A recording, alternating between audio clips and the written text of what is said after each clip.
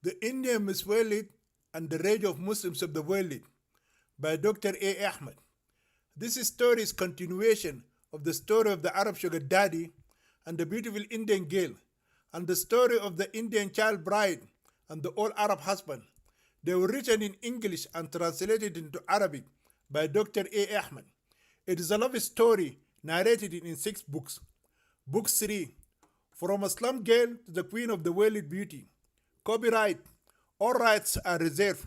No part of this book may be reproduced, stored, travel system, or transmitted in any form or by any means without the prior written permission of the author, except by a reviewer who may quote brief passages from the review for general printing in a magazine, newspaper, school journal, or university article.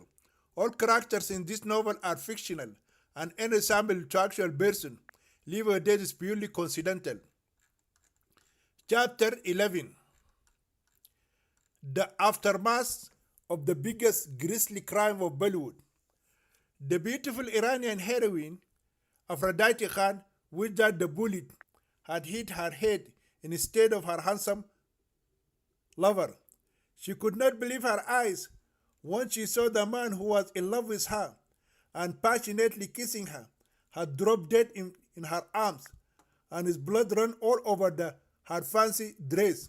A demon has materialized out of nowhere and snatched her hero from her loving embrace. The sight of the red blood and white brain marrow of her lover and the blast of the gun sent her into a catatonic state.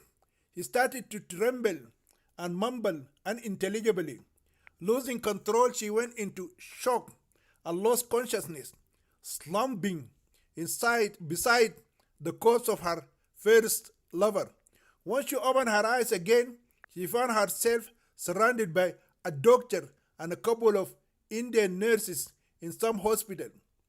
In the meantime, Javed Khan had been arrested and dragged away as a notorious criminal and thrown into the dungeon just like a dump truck emptying its garbage. This time, his influential father, Mahmud Khan, could do nothing to stop him from going to jail.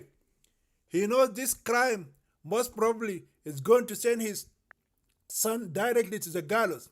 There will be no shortage of evidence for the court to examine or witnesses to testify. The murder took place in the perfect lighting of the set in front of more than 1,000 high-profile personalities of Bollywood.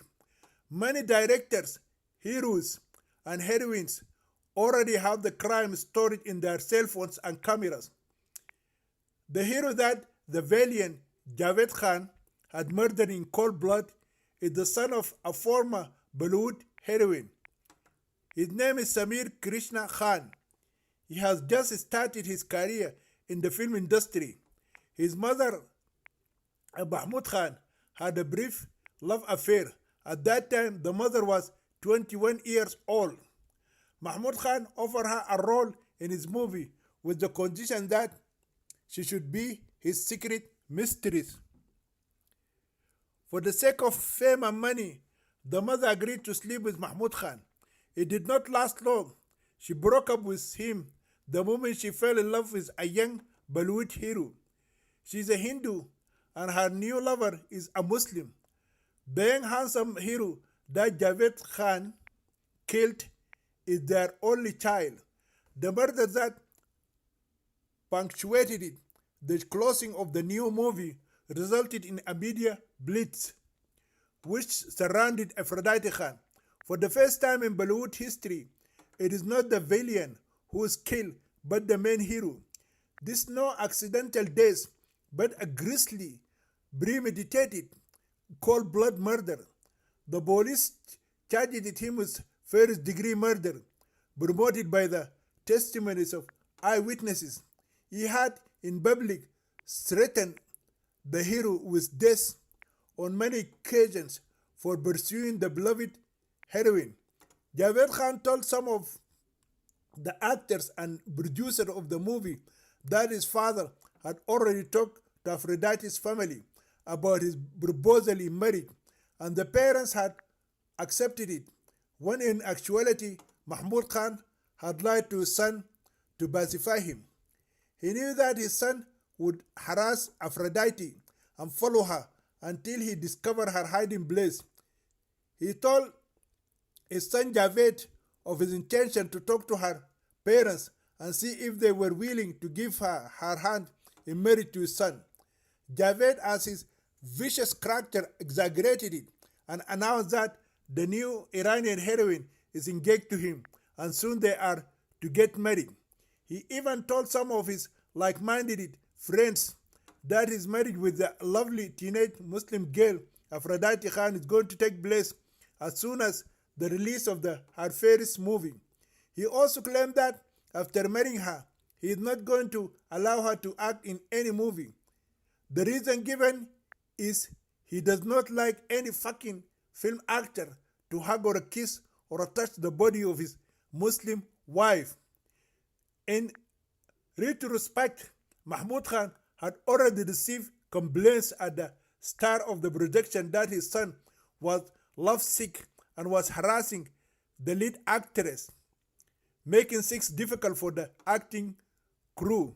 However, he did not need to be told that the hero and heroine of the movie had feelings for each other. In essence, Mahmud Khan is troubled only by the latter. He was afraid that Aphrodite might be encouraged by the main hero to ditch him and elope with her handsome lover. The only contingency plan he has is to send her off to another farmhouse and keep her in seclusion from the public. He can simply tell the media that the Aphrodite Khan has returned to her family in Iran. His son's crime of mad love has now turned his life upside down and changed everything. He can neither hide her address nor send her to another location. The Mumbai police and the Bollywood media frequent her apartment, and Mahmud Khan has no recourse but to grant Aphrodite Khan her freedom. He removed all his guards and allowed her to stay by herself. He stopped visiting her apartment at night. He communicated to her only by phone. Afraid that the phone might be tapped, he started talking to her in a friendly tune. His threatening behavior and ceased completely. This is at least a temporary relief for the Bollywood heroine, for she cried many hours, and it took many days for her to come to terms with the shock of losing her fairest true love right in front of her eyes. The media people are shocked by the way the Iranian heroine talks and behaves. Unlike her peers, she is neither cultured nor articulate, but her childlike innocence captured the hearts and minds of those who came into contact with her. They succumbed to her simple charm of innocence, and that innocence itself evoked maternal or paternal instincts in those around her. Her unmatchable beauty makes the rest simply fall in love with her. When her interviews were aired, she became the new iconic girl next door. She is considered by the world of beauty of Bollywood and the public at large as the most sincere and innocent girl that has ever acted in an Indian movie. There is great demand from the public and pressure from the Bollywood for the release of her first movie. One female film director approached her and offered her a leading role in her upcoming movie. While the media people are crowding around the apartment building of his second Muslim wife Aphrodite Khan, the evil kidnapper and captor Mahmud Khan is busy trying to figure a way to stop his only son from going to the gallows. He conducted many secret meetings with the top guns in the police department. He's advised that the only way to save the life of his son would be to find some qualified doctors and bribe them so that they can declare his son mentally unsound. So Mahmud Khan paid crores and crores of rupees as bribes to doctors and top police officers. While he's striving hard to save his son, Mahmud Khan receives another phone call from his former blackmailer. The caller claimed to be the same person who had called him previously about his imprisonment and abuse of the Iranian heroin at his farmhouse. This time, the blackmailer made two demands. His first demand is that Mahmud Khan release the Iranian girl and allow her to return to her family in Tehran. And the second demand is that he must deposit 20 crores of rupees in the same foreign account which he had given to him earlier. Then the caller repeated his threats that if Mahmud Khan did not comply, copies of his criminal videos would be sent to the police and his wife. And instead of meeting his demands, this time Mahmud Khan shouted at the caller and told him to go to hell and do with those fucking videos whatever you like to do. He said that he felt that the caller had scammed him before by taking his money without sending him all the agreed upon videos. That is his frame of mind when he ended the phone call by saying, "Go ahead and send your copies to the Mumbai Police Authority and my wife, or shove them in your dirty ass."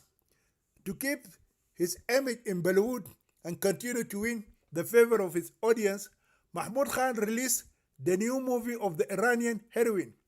The new movie surpassed the record of the previous blockbuster Mother India, which was translated in Arabic as "For the sake of my," which was translated in Arabic and English, "For the sake of my sons." The new Iranian heroine, the beautiful Aphrodite, and her true love story within the love story of the movie made everyone want to watch the movie. The two opposing characters, the hero and the villain, who love her and fought against each other in the movie, are the same people who love her in real life. The ending of the script is the only fictional thing. It showed the hero killing the villain and kissing his lover. Everyone who watched the movie already knew the actual ending. At the ending credits, Mahmud Khan included words of condolence to the deceased and apologized to the immediate family for the way his life was taken. In movie theaters across India, that additional part of the script caused many and I to shed hot tears. Busy with trying to save his son from the hangman's noose, Mahmud Khan is about to find out that his blackmailer is not someone to trifle with at all, as if he did not have enough turmoil in his life.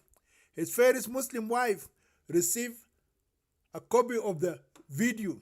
It is the same one that he had screened earlier, showing the sadistic rape of the Iranian heroine. The video is accompanied by a grimly worded warning. The message is short and to the point. If Mahmud Khan fails to release the Iranian girl who is imprisoned in an apartment on the 17th floor of his bandstand building and deposit 20 crores of rupees in the account specified, the video will now be sent to the Mumbai police and Stink News TV. He is given 2 weeks to comply. The letter ended with a warning that his foreign female captive, the Iranian heroine Aphrodite Khan, is not to be harmed in any way. or the consequences will be disastrous. Mr. Mahmoud Khan could not believe her. Mrs. Mahmoud Khan, the first Muslim wife, could not believe her eyes and ears when she watched the video. She does not know that her Muslim husband is a cruel sadist and sexually perverted man until that point. She only knows that he is not interested in having sex with her.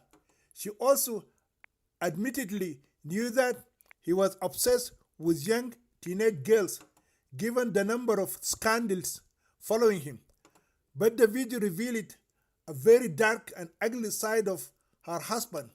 Before confronting her husband, she decided to get rid of that accursed Iranian whore who caused her son to kill someone without hesitation and send him to jail forever. Her anger toward Aphrodite Khan multiplied when she watched the disgraceful video. The first thing Mrs. Khan has decided to do is to storm over to Aphrodite's apartment. She took two of her husband's bodyguards along with her. They are both thugs and notorious murderers, Muslim gundas, aptly suited to the job she has in mind. When Aphrodite opened the door, the outraged Indian woman forced her way inside the apartment and followed by her two thugs. At first, she questioned Aphrodite about her secret love affair with her husband, Mahmoud, telling her about the video that showed their affair in detail. Aphrodite does not deny the video, but told Mrs. Khan that she was not a willing participant in that sadistic rape. She explained that she had been kidnapped by her husband's men, imprisoned in his farmhouse for many months, and forced into a secret Islamic marriage as his second Muslim wife, or wife number 2, where she was eventually subjected to a cruel sexual relationship. Mrs. Khan refused to believe her and told her to leave the apartment immediately. She threatened that if she returned, her men would beat her to death.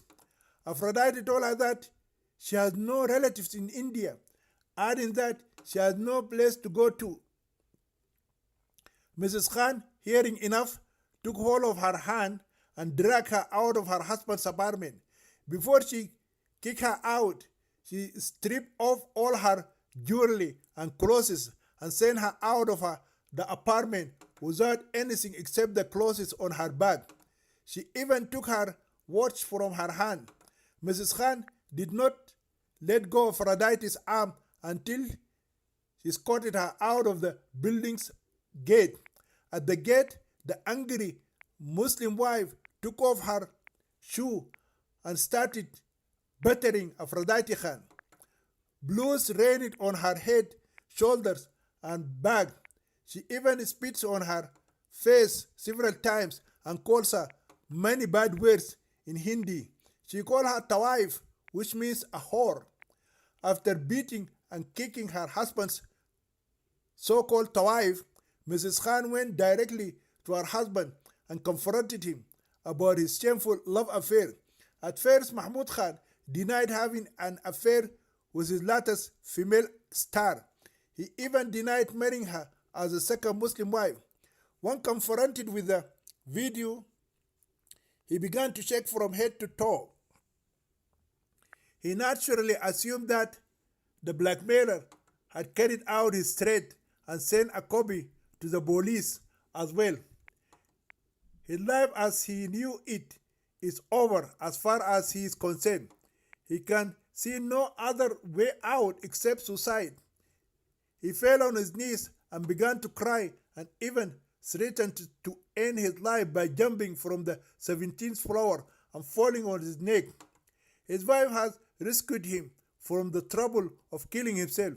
She told him that the blackmailer wanted it 200 million rupees, or otherwise he would send a copy of the dangerous video to the police. The evil man felt as if he was drowning in deep water, and his wife had stretched out her hand to save his life. He went again on his knees and begged her to forgive him, and he promised that he would never touch another woman again except her. The wife refused to forgive him until he agreed to swear on the Holy Quran, evoking his exalted Allah and his gracious Prophet Muhammad, and promising never to cheat on her again. She said that was not enough until the repentant husband agreed to have sex with her right there on her king bed. When the old wife got fucked in her pussy by the dirty penis of her husband, she accepted his apologies. Then and only then, after the deserted Ferris Muslim wife got fucked after many years, the ugly old witch has become appeased and accepted the apology and repentance of her cheating Muslim husband. That then, his happy wife forgave him. Wasting no time, they both hurried to the State Bank of India and transferred the required 20 crores of rupees in the account of the blackmailer. Chapter 12. The new dirty prostitute of Bollywood. For the first time, after 11 years of kidnap, rape and captivity, the innocent Indian slum girl Iffat Khan, who has been renamed Aphrodite Khan, has become without an evil master or a golden cage. Her freedom has come at the most inappropriate, inopportune time. She has been rendered incapable of taking care of herself by her two evil captors. She is homeless and yet one of the richest 19-year-old girls in Mumbai history. Even so, she has nothing except the dress on her back and the shoes on her feet. She has no money, no food, no shelter, and she knows no one or any place in Mumbai to go to. She does not know any relatives in India, Iran, Eritrea, or Saudi Arabia. She has no passport or any kind of identification or official papers to prove who she is. Mahmud Khan's wife, after kicking her out, had told her two bodyguards or Zaks to throw out everything found in the apartment of the Iranian whore into the garbage container. She also informed the security guards to prevent her from entering her apartment or call the cops on her if she dared to step her dirty feet again in front of her husband's building. If Aphrodite Khan wants to go to the Abu Dhabi International Bank to withdraw some money from her billions of rupees, she cannot be able to prove her claim to the huge fortune that she has inherited from her deceased Saudi husband, Sheikh Faiz bin Ahmed. Aphrodite also does not know about the cruel and painful murder of her evil Arab husband inside his dungeon. She is thinking that the evil old monster is still alive and looking for her. If she knew that he had been brutally murdered by the Indian hero who courageously implemented vigilante justice, she might have wished for his resurrection time and again, and for him to be murdered painfully and 100 times over by the avenger of blood, Mr. Joseph, the Christian man, Mr. Joseph Virgis. In a few months, the extremely beautiful heroine Aphrodite Khan rocketed it to the apex of Bollywood film industry, and all of a sudden she fell back down to the sewers. She has become a street girl. She has been transformed from the Iranian heroine to the street whore or the wife of Bollywood. In her uncontrollable rage, Mrs. Khan called her a Tawaif, and that would soon become her new title. The angry Muslim woman dragged Aphrodite Khan by the hand to the gate of the building, spit in her face, and called her in Hindi Tawaif, or the prostitute. Mrs. Khan's uncontrollable rage blinded her and made her not see who was watching her and who was photographing her outrageous action against the so-called whore of her cheating Muslim husband. In Bollywood, scandals carry far more weight than success, as is the case in Hollywood. Above all, sex scandals draw the biggest audiences among the fans of an industry that is as pervasive and inspiring as any major religion. Besides the many religions, India has two other religions that are followed by every Indian: Bollywood and cricket. In a nutshell, Bollywood film stars, directors, and their millions of fans have nothing and enjoy nothing more than a sex scandal. That day, many in the media and thousands of fans saw Mrs. Khan when she dragged the Iranian heroine out of her husband's building, spit in her face, and called her Tawaif. In Mumbai, every hero and every heroine has thousands of fans standing day and night in front of their houses. A cult following among urban youth, boys and girls, can wait idly by for hours to get a mere glimpse of their hero or heroine. With her famous movie, Aphrodite Khan is now the superstar of choice, with her draw factor making her new fans switch loyalties. Among those present were the scandal hounds that are waiting for scraps of information that would precede the scandal magazines. They are always on the lookout for a visit by a film director or a hero to the apartment of a heroine, signaling a new movie or a new sex affair. Many times the story gets twisted and takes on a life of its own. Mrs. Khan's visit to the Iranian heroine gave the Bollywood media no reason to use their imagination or create fanciful stories. Mrs. Khan had given them more than they could ever hope for. They saw with their eyes and hear with their ears the apparent enmity between the beautiful Iranian heroine and the ugly Muslim wife of the greatest movie director, Mahmoud Khan. Immediately, they jumped to the conclusion that Mrs. Khan had caught the new Indo-Iranian heroine red-handed committing adultery with her husband in bed, and that is obviously why she dragged her out of the building, clutching her by her hand, spitting in her face, and beating her with her shoe. Cameras clicked incessantly during the entire episode as she kicked her out and called her the dirty prostitute. The moment Mrs. Khan and her two thugs withdrew, the crowd began to throng around Aphrodite Khan and encircle her. Hundreds of media people showered her with questions. Fans reached out to touch her sexy body. Aphrodite, unaccustomed to crowds and unskilled in dealing with the media, felt as if she was surrounded by demons trying to possess her soul. She began to scream and call for help.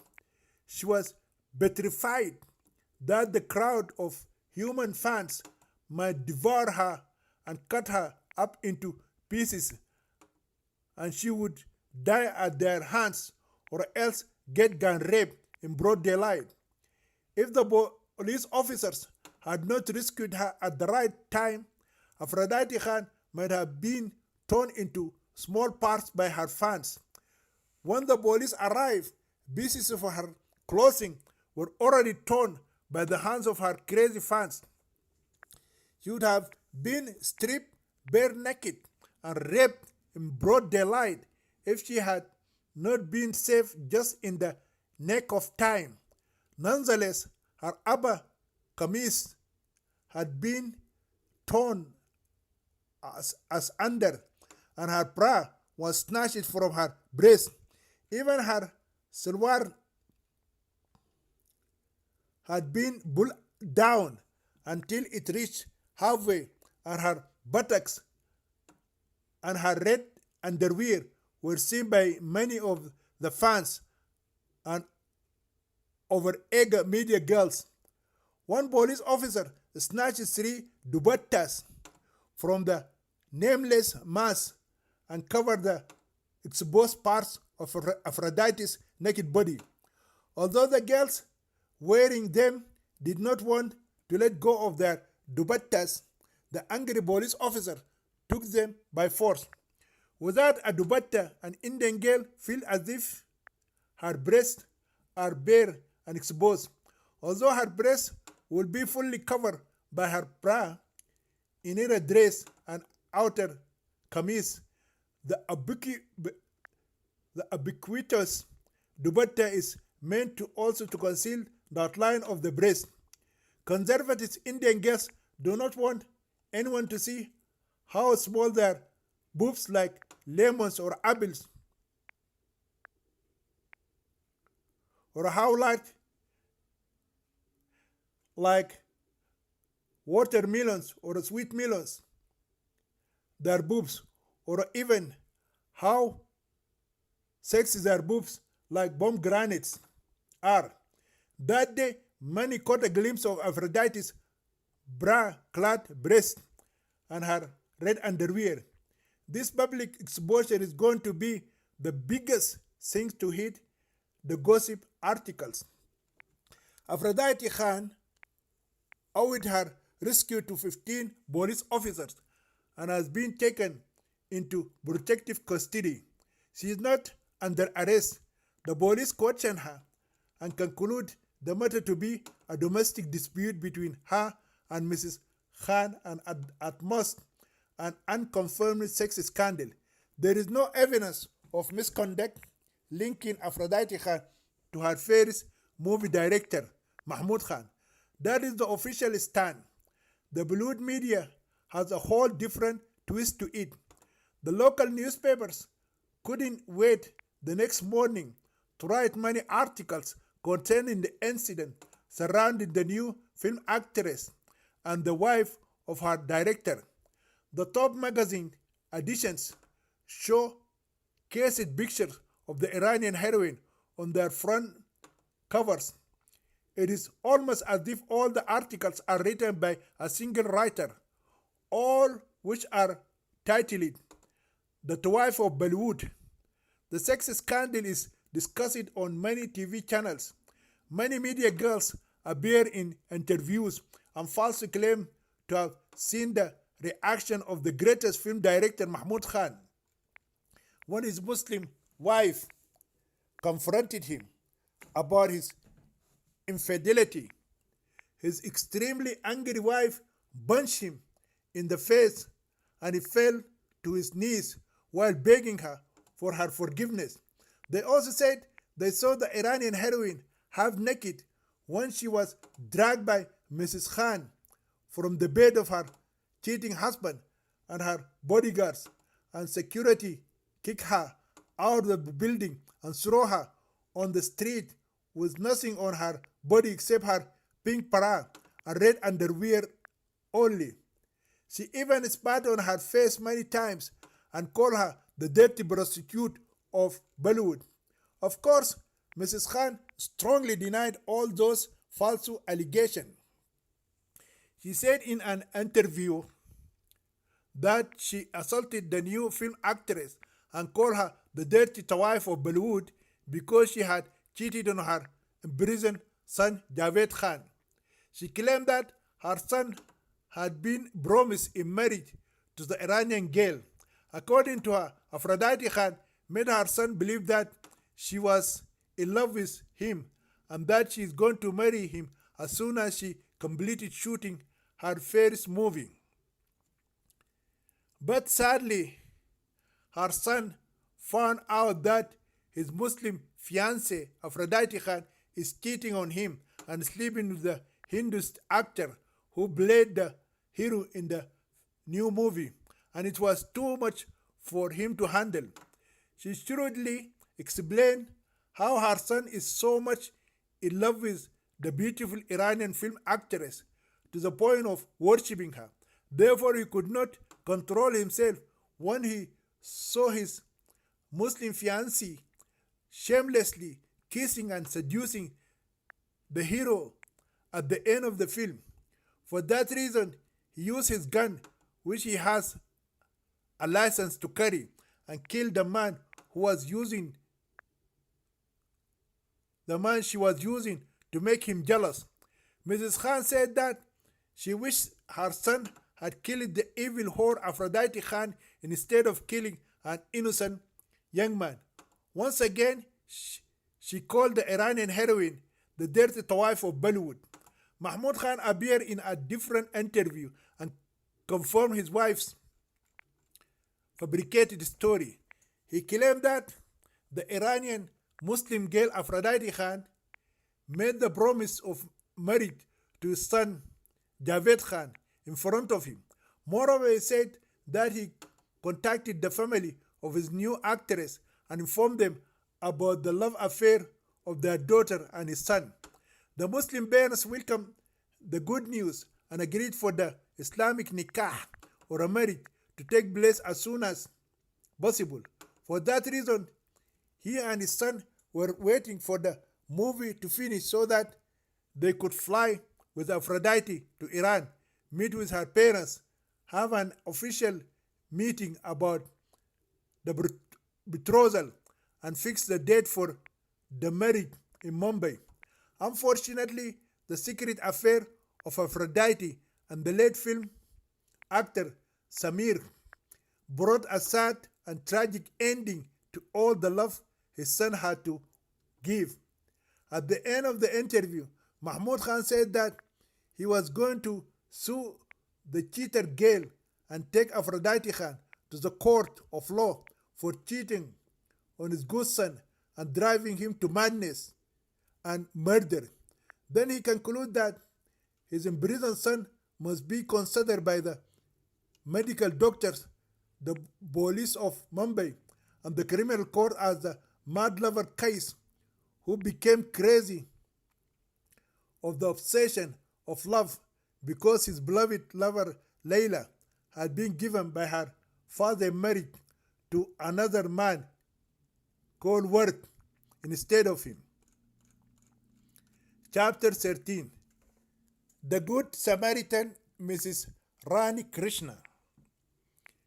The Iranian heroine was taken into police custody for her own protection. While there, the Mumbai police tried to charge her with fewer offenses like the charge of indecent sexual exposure of her nude body in a public place. But some police officers said they were there when the Iranian heroine was attacked by some of her male fans who tried to strip her naked and gang rape her in broad daylight, but she got rescued by them. As the wheels of justice turned, Aphrodite Khan remained in a police lockup until a film director from Bollywood came and bailed her out. The kind female director decides to keep her at her house until Aphrodite Khan can make up her mind whether she likes to return to her family in Iran or if she prefers to stay permanently in India and hopefully continue her acting career. When the so-called dirty wife of Bollywood was released from police custody, 10 film directors approached her and offered her leading roles in their upcoming movies. Aphrodite Khan knows she has no place or a family to go to in Mumbai or Tehran. Therefore, she accepted all the offers that were presented to her. No new film actress before her since she has ever been offered so many parts in so many movies, nor had ever received the sheer volume of offers thrown at the feet of these Greek goddesses of love, Aphrodite. It created a great deal of jealousy and envy among the other actresses. When news of this reached Mrs. Khan, she decided to stop it by any means possible. She wants Aphrodite to be kicked out of Indian soil. The sooner, the better. She approached a high-ranking police officer and offered to pay him 5 million Indian rupees if he can charge the Iranian slut with any breach of Indians' immigration law and get her deported permanently to Iran. The first step of the corrupt police officer's search began at the Mumbai International Airport. He contacted the airport authority and inquired about the kind of visa the Iranian heroine presented upon her arrival in Mumbai. The airport authority told him that they had no record of her arrival at the Mumbai International Airport. They added they had no idea through which airport she had entered the country. The second step the inspector takes is visiting the movie film star in the flesh and asking her to tell him exactly which airport she landed at upon her arrival in India. He was surprised when she told him she flew from Tehran on an Iranian plane to the Mumbai International Airport. Then he asked her to show him her passport. She told him that Mahmoud Khan had taken her passport. The police inspector went to the evil film director and asked him to produce the passport of the Iranian girl who acted in his latest movie. Mahmoud Khan denied that he had taken her Indian passport from her. On the final and third step in his investigation, the corrupt police inspector blessed the Iranian heroine and their arrest for entering the country illegally. It is breaking news when the Mumbai police announced that the Iranian heroine had no passport and there was no record of her arrival at the Chhatrapati Shivaji International Airport. The police cannot use harsh interrogation methods to interrogate Aphrodite Khan because she is considered to be a high-profile film star. Nonetheless, she has to be kept under arrest until she can produce her passport and prove how she arrived in India. Aphrodite continued to insist she had come to India using the Mumbai International Airport and her passport had been taken by Mahmoud Khan. In an interview, the new Mumbai police commissioner says that if the Iranian heroine cannot produce her passport or prove how she entered the country, she will be prosecuted, and if found guilty, jailed, and after serving her sentence, she must be deported to Iran. Her name has to be blacklisted, and she will not be allowed to return to India again. The same female film director who had bailed the Iranian heroine out of jail the first time approached the Mumbai police authority and bailed her out again. She paid half a crore of rupees for her bail. The film director who bailed Aphrodite out of jail twice is a wealthy Hindu woman. She is called Rani Krishna. She is a former Bollywood heroine.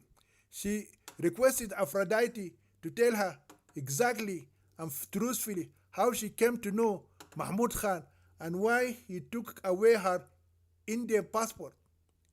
Aphrodite trusted Ira- Aphrodite trusted Rani and narrated to her in detail her sad story from the time she left India with her mother Rehana Khan when she was 7 years old until she returned back to her country to visit her 80-year-old Saudi husband who was in jail. After that, she told her how Mahmud Khan's men kidnapped her from in front of her hotel in Bombay Central and took her to his palace in his farmhouse and imprisoned her for many months. She has forced it into a secret Islamic marriage and sex against her wish. She is crying while she recounts how she was beaten up, slapped, smacked on her naked body, and flogged by the brutal, sadistic human animal every time he had sex with her. Rani is weeping continuously while she hears all the horrifying details. She encouraged Aphrodite to tell the police what the sex deviant Mahmud Khan had done to her while he was keeping her captive as his sex female slave. She informed her that according to Indian law, no person can be forced to marry another person against his or her wish.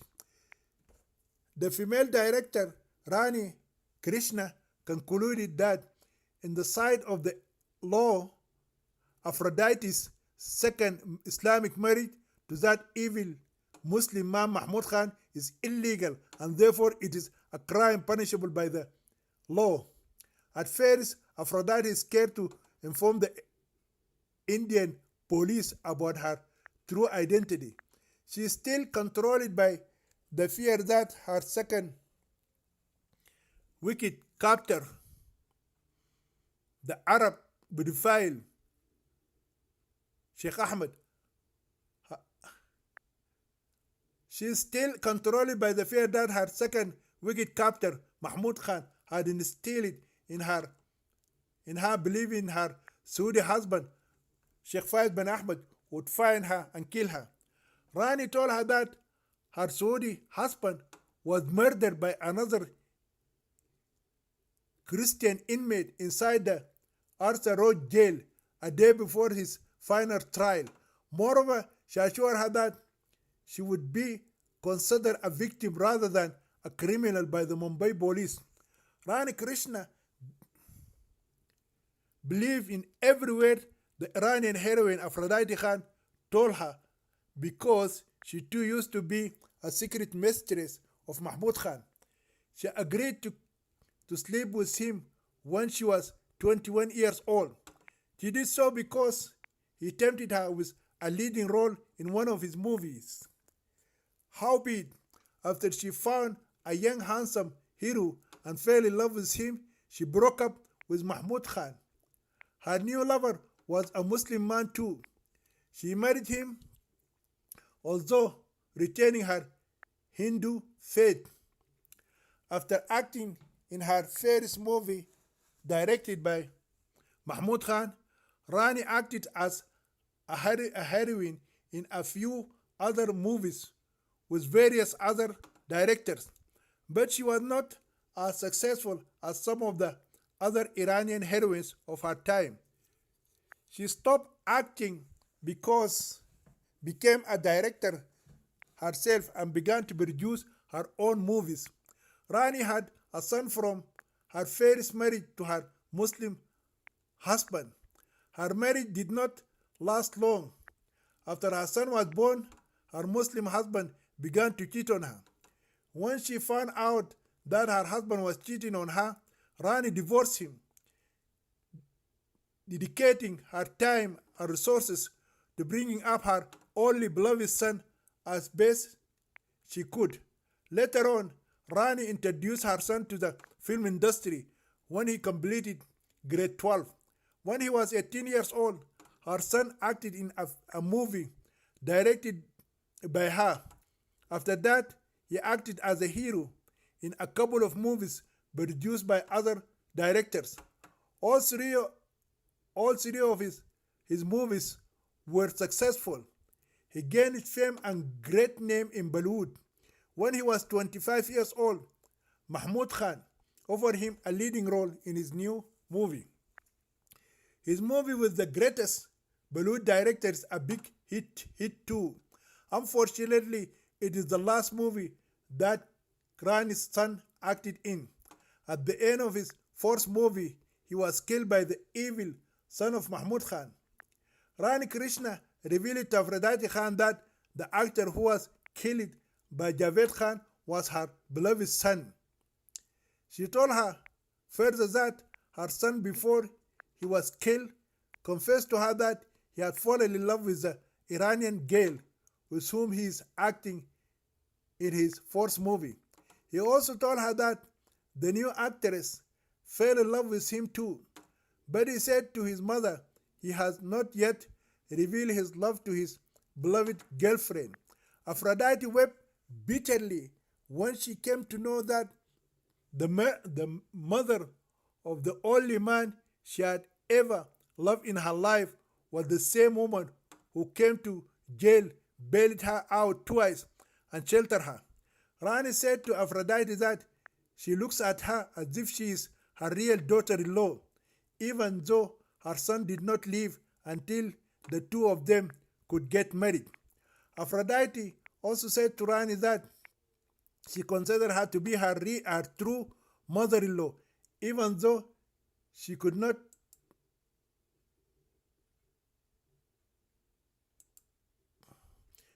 be able to marry her son, whom she loves with every iota in her body. Chapter 14. The biggest sex scandal and crime in Bollywood. Instead of going directly to the police of Mumbai, the kind mother Rani Krishna took her new friend, who she considered to be just like her adopted daughter or a daughter-in-law, to a good lawyer and asked him to take her case. The lawyer is a Hindu. He showed great interest in the lawsuit. He considered it the biggest sex scandal and crime that has ever happened in the history of Bollywood. After appointing a lawyer, Rani approached Sting News TV and requested a special news interview with the Iranian heroine. She told them that Aphrodite Khan is a victim of kidnap and rape. Howbeit, she said that Aphrodite decided not to reveal who kidnapped and brutally beaten and raped her, except on their live TV show.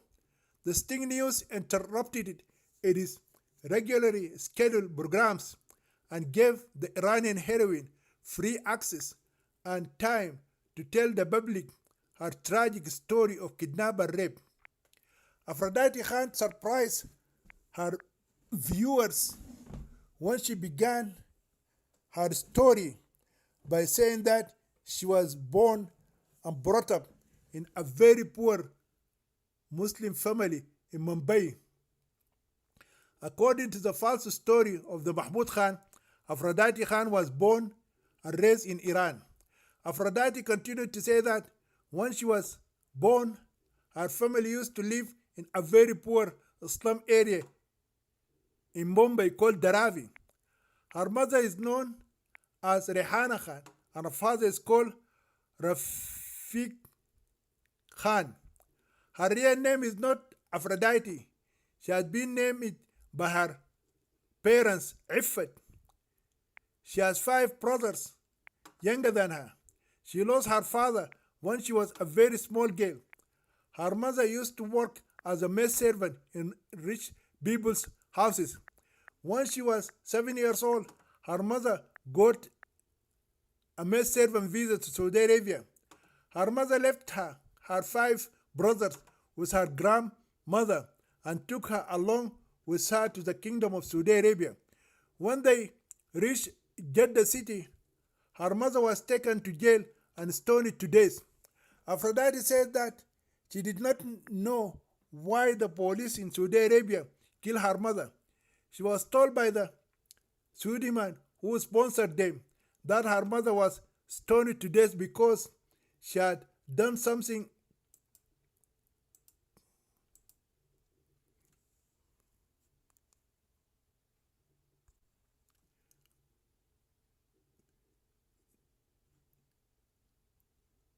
She was told by the Saudi man who sponsored them that her Indian mother was stoned to death because she had done some very bad things. The same Saudi man who sponsored them took her to Eritrea and married her. At the time of their marriage, she was 7 years old and her Saudi husband was 70 years old. Aphrodite choked up while she is narrating the cruel way she was raped by the old Saudi when she was still yet a child. She said that she was taken to the hospital due to excessive bleeding when the old Saudi raped her. She suffered a lot under his cruel treatment. He used to beat her up for any reason or no reason. Many times he tied her up and beat her like an animal. He always kept a long whip hanging on the wall in their bedroom, and whenever she disobeyed or displeased him, he flogged her mercilessly until sometimes she lost her consciousness. He stayed with him at his Muslim wife number 4 for 3 years in Asmara before the Eritrean police came and sent her back to Saudi Arabia. The police did not tell her anything except that she was supposed to return to Jeddah city. At that time, she was 11 years old. She was pregnant by the time she was 11. When she arrived in Jeddah, she was kept for a few days inside a jail with other female suspects and convicted women prisoners. The old Saudi came and took her from jail and kept her in his house. Some American people tried to get her divorced from her Saudi husband, but the Jeddah Sharia court rejected their lawsuit. After the court ruled in his favor, her Saudi husband took her to Iran. In Tehran, he bought a new house, kept her prisoner, and wouldn't let her go outside from the time she arrived. After she arrived in Tehran, she delivered her baby. The baby came out of her womb with much difficulty but died shortly after it was born. The old Saudi man continued to beat and rape her. She lived with him in Iran for 7 years. She suffered so much at his hands during those very dark years and thought she would live this way for the rest of her life and didn't know any other way to live. For 10 years, she was in prison, beaten and raped by her cruel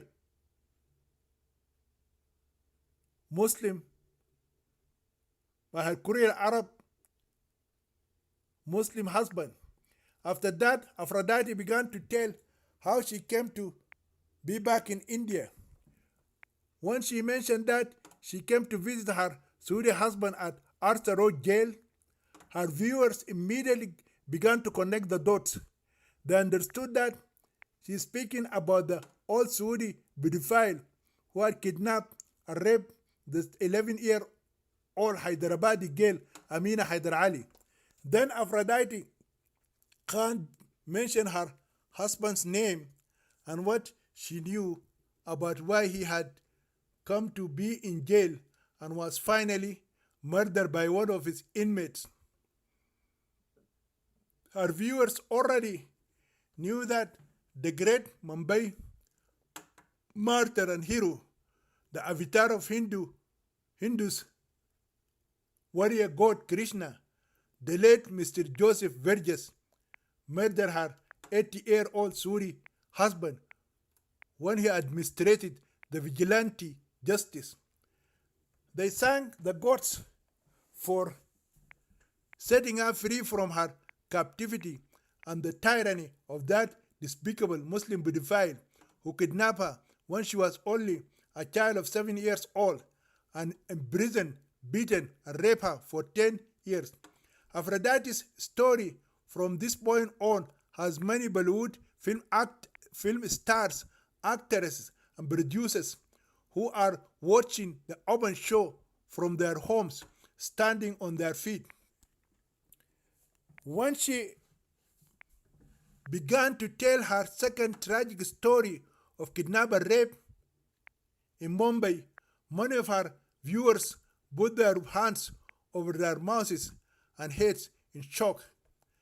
They are in a stupor as she is pouring out the details of being kidnapped from in front of her hotel at Bombay Central by the man of the film director Mahmood Khan. She continued to say that she was taken to his farmhouse and imprisoned there against her wishes. She narrated how she was blackmailed by her Indian captor and forced into a secret Islamic marriage with him. He married her as his second Muslim wife. He believed his religion allowed him to marry 4 women at the same time. She's weeping while she is speaking. He spoke openly and provided many details of how he had beaten her up and raped her in a very cruel and painful, sadistic way. She mentioned that he used to flog her naked body with a whip.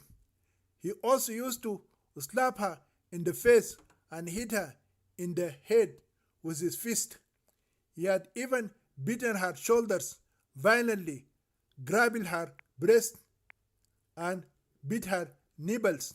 Sometimes he used to squeeze her nipples with his fingers and bite with his teeth until they bled. Very often he scratched her back with his nails to watch her bleed. He often pulled her long hair out until she fainted it. He used to twist her arms behind her back and bite her lips until she suffocated it. Aphrodite Khan does not mention in the open show how she and her Sikh teacher had blackmailed Mahmood Khan. Rani Krishna told her she shouldn't mention that because she might run in trouble with Indian law, which forbids blackmailing, whatever the reason behind it. She concluded her story by saying that her Indian captor decided to use her in his movies. He knew that she would not run away from him because he was blackmailing her by saying her released Saudi husband was looking for her to catch and kill her because she ran away from him and married another man. Additionally, he frightened her that the Mumbai police were looking for her involvement in some crimes. After she finished her open show on Sting News TV, the Mumbai police raided the mansion of Mahmood Khan in the Juhu area.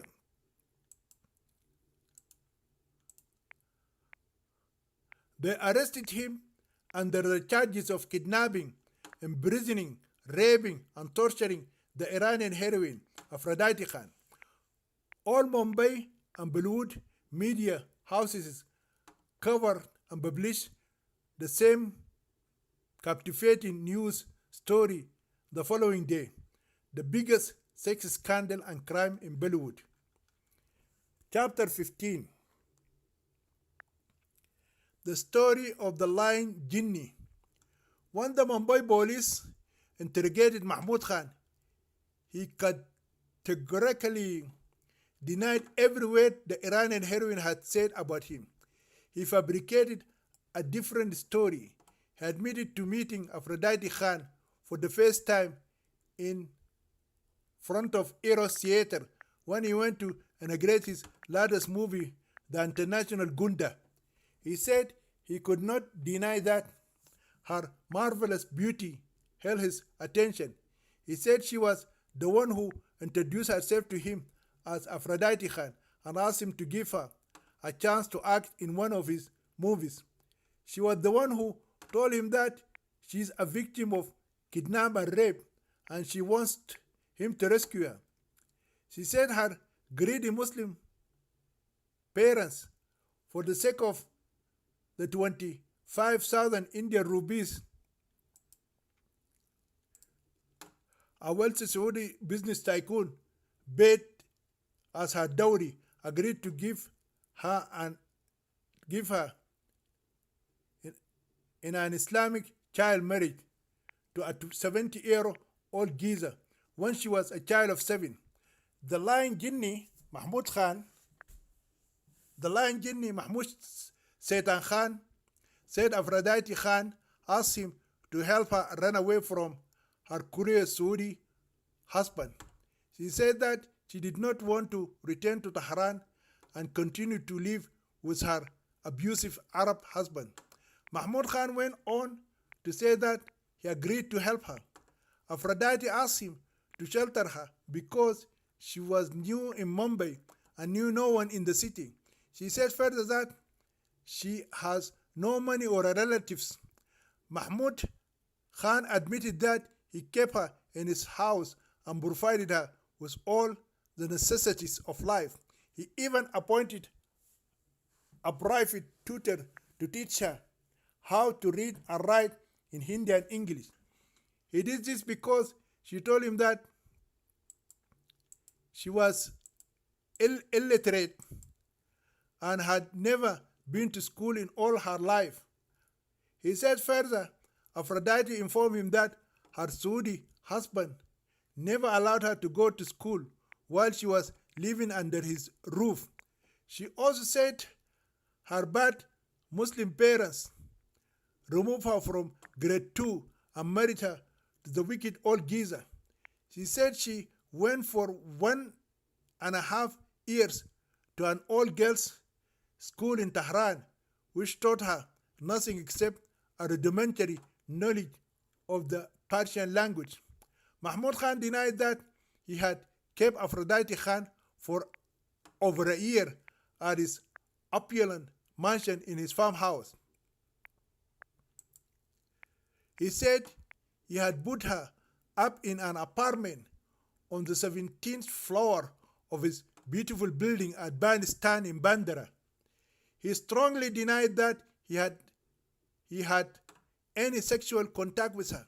He said further that his son Javed Khan fell in love with her on the first day he saw her. Aphrodite Khan herself said to him she fell in love with his son Javed Khan and promised to marry him after acting in his first movie.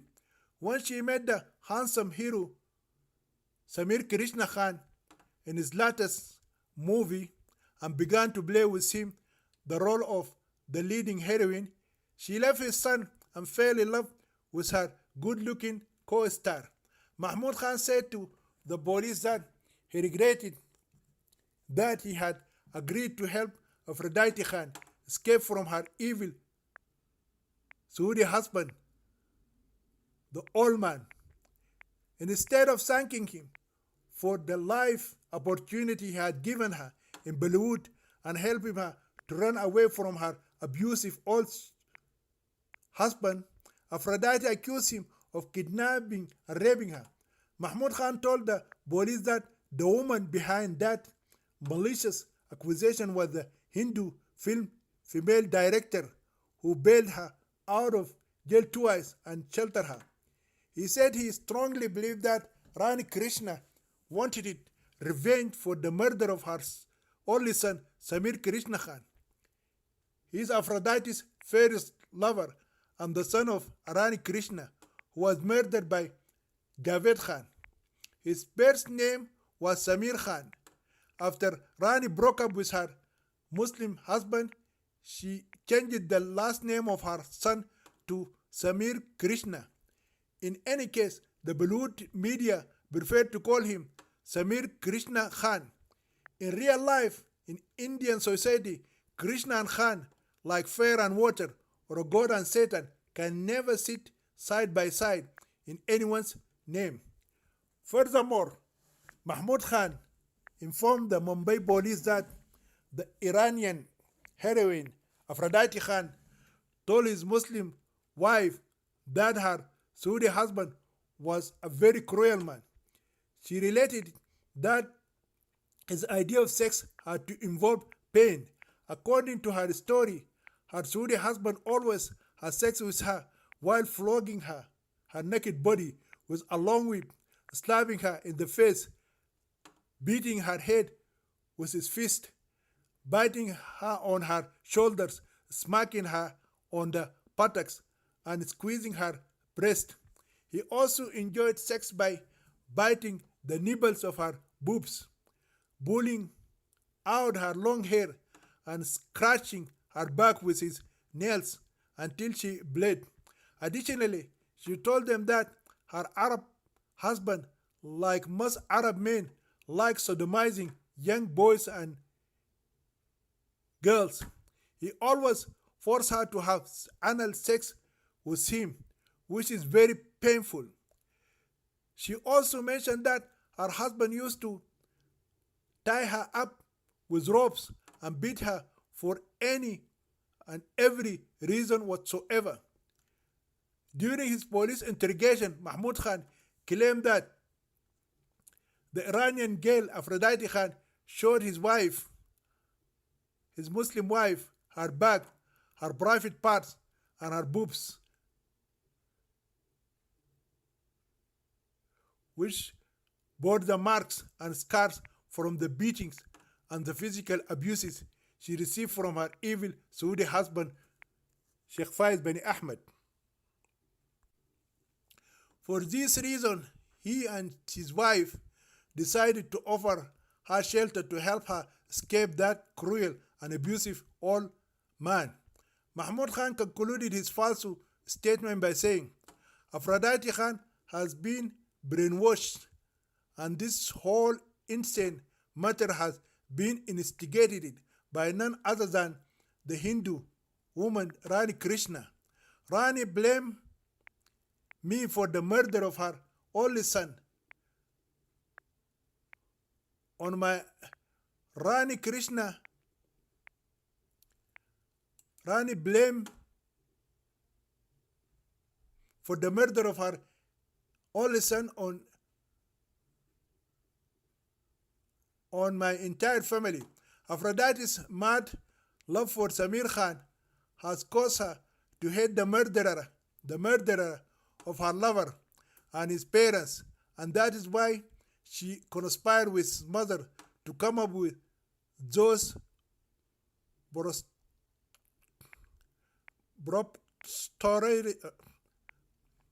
false accusation.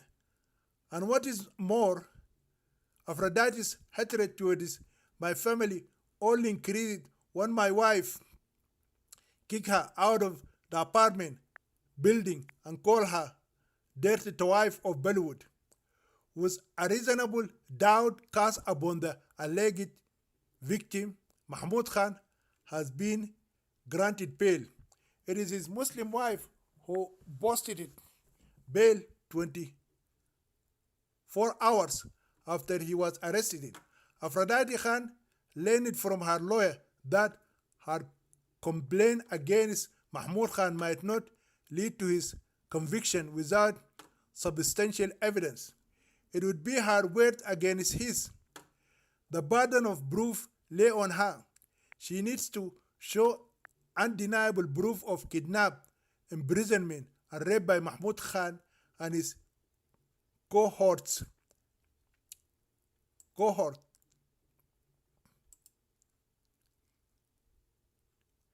There is also the threat, according to her lawyer, of a counter suit if she fails to prove her allegation. She is looking at a defamation and assassination of character lawsuits and charges stemming from her filing false claims by lying to the police. If convicted, she will be looking at a jail term of 6 to 12 months. As her lawyer has predicted it, Aphrodite's case against Mahmud Khan is thrown out due to insufficient evidence. Mahmud's lawyers were successful in raising reasonable doubt, so it boiled down to her testimony. Mahmud's statements are made stronger by his wife's sworn testimony under oath that she had indeed heard Aphrodite Khan narrating her sad story in the presence of her husband. She confirmed that she witnessed the marks and scars on her naked body resulting from her beatings and abuse. So the court could not convict Mahmud Khan because his wife backed up his statement, swearing on her Holy Quran that all she said was true. All the Muslim men servants and maid servants and guards and other workers denied that they had ever seen Aphrodite Khan in the farmhouse, city houses, or even hotels of Mahmud Khan. Besides that, the Mumbai police searched all the houses and properties of Mahmud Khan for pieces of evidence of her imprisonment, but they could not find a single iota of proof. When the Iranian heroine Aphrodite Khan lost her case against the greatest film director Mahmud Khan, her reputation in Bollywood was seriously damaged and her name began to stink in shame. She had been also expected to lose the respect of all her fans. All 10 of the film directors who signed movie contracts with her cancelled their contracts with her. The Bollywood media wrote very nasty articles about her and accused her of being a selfish, abortionistic, and wicked girl. They call her the girl who rewarded evil for good. The damage that has been done to her surpassed that which had been done to her when Mrs. Khan kicked her out of her apartment and called her the dirty wife of Bollywood. Even her kind Hindu mother Krishna Khan concluded that Aphrodite Khan's career in Bollywood had come to an end. Even so, Rani continued to stand by her side and promised never to forsake Aphrodite or kick her out of her house. Rani Krishna knows that Aphrodite Khan has no one in the entire. The Hindu woman Rani Krishna knows that the teenage Muslim girl Aphrodite Khan had no one in the entire world to take care of her. She also understood that Aphrodite's mind is not yet developed into a 19-year-old girl who can look after herself. She concluded that if she were to send her out of her house, Aphrodite would go directly to the streets and become a prostitute or kill herself. She, better than anyone else, also knows for a fact that the lonely Iranian heroine, Aphrodite Khan, has become homeless and without money. In addition to all these calamities, Aphrodite Khan found herself facing two major legal issues. Firstly, she has to prove her claim that she's a naturalized Indian citizen. Secondly, Mahmud Khan lost no time in lodging a complaint against her and accusing her of maliciously defaming him. Of course, he paid big bribes to some top police officers and appointed the most crooked Muslim lawyers in town for Aphrodite Khan to prove that she is indeed Iffat Khan, who left Mumbai with her mother Rehana Khan many years ago. She had to do one of three things. One, she has to bring at least one of her closest relatives to testify in court of law that he or she knew her and her family when she used to live in Mumbai 12 years ago. Two, she has to produce her ration card Ration cards are more important than citizenship in India. They entitle the card holder to subsidized food. There are three types of ration cards. One, Antia Doya ration cards, which are issued to the poorest of the poor. Two, below the poverty line ration cards. And three, above the poverty line ration cards. Aphrodite claimed that she was a resident of a slum area called Dharavi, meaning that she would be entitled to all important antidote ration card. The last thing she could do to prove her Indian citizenship was to declare her address and produce neighbors who were acquainted with her Muslim family. The third option is out of the question because Bombay police had already investigated the address of the girl Iffat Khan, who came to visit her imprisoned Saudi husband. The investigation revealed that the girl provided a fake address. The management and the residents of Vakula colony denied the existence of a Muslim mother by the name of Rehana Khan and her Indian daughter Iffat Khan. Aphrodite Khan, with the help of Rani Krishna, approached the Mumbai International Airport and extracted a report of her departure from Bombay to Jeddah city in Saudi Arabia with her mother 12 years ago. The same airport also has two other records of her arrival at the Mumbai International Airport.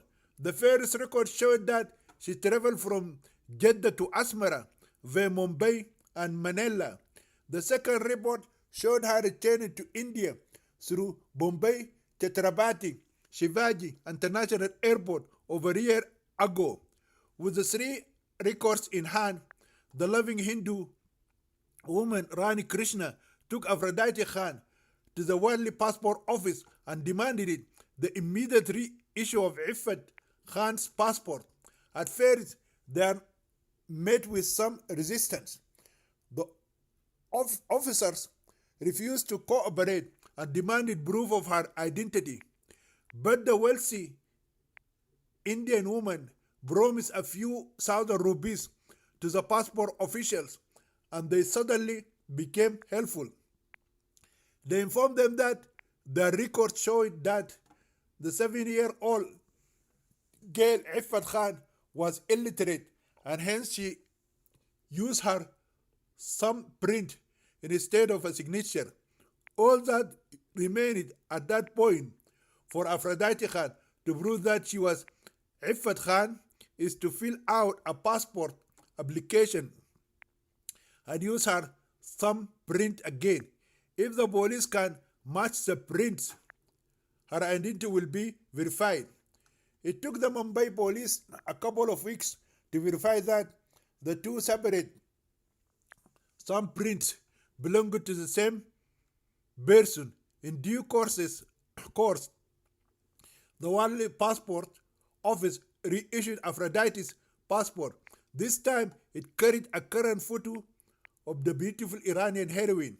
With proof of her identity and citizenship, they rushed it to the Criminal Investigation Department and got the first charge against the Iranian heroine, officially rejected it, leaving her to deal with the remaining charge of defaming the greatest Bollywood film director, Mr. Mahmood Khan, and lying to police. Neither her lawyer nor her benevolent friend, Mrs. Rani Krishna, can stop her from going to jail regarding that charge. Mahmood Khan paid a lot of money to get the Iranian heroine,